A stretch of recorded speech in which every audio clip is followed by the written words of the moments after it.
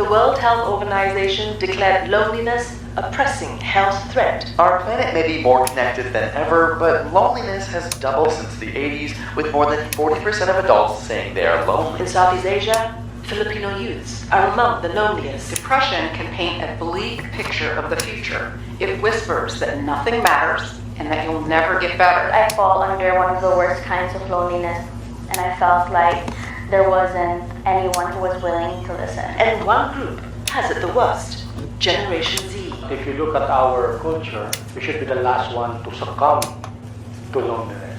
But it is here. We live in a culture that's out of sync with our nature, and that's creating a crisis of connection, which is essentially loneliness. We're Googling how to take your life. Yeah, I'd done that, yeah. I wrote down how I felt that day. It wasn't good. Like, I was just like, I want out. Like, I don't want to be here anymore. Can loneliness kill you? Pagod na ako. I'm tired of being broken. Hindi ko na alam kung saan ako pupunta. Punong-puno na ako. Full of my own thoughts. Full of the things they said. Full of their harshest words. Full of what they might be thinking behind my back. Iniisip ko na lang kung mali ba ako.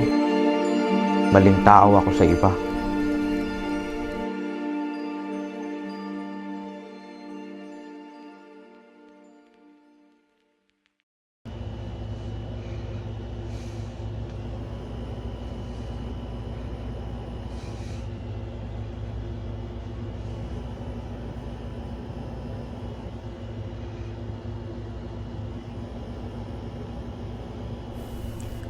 People viewed me negatively, but differently.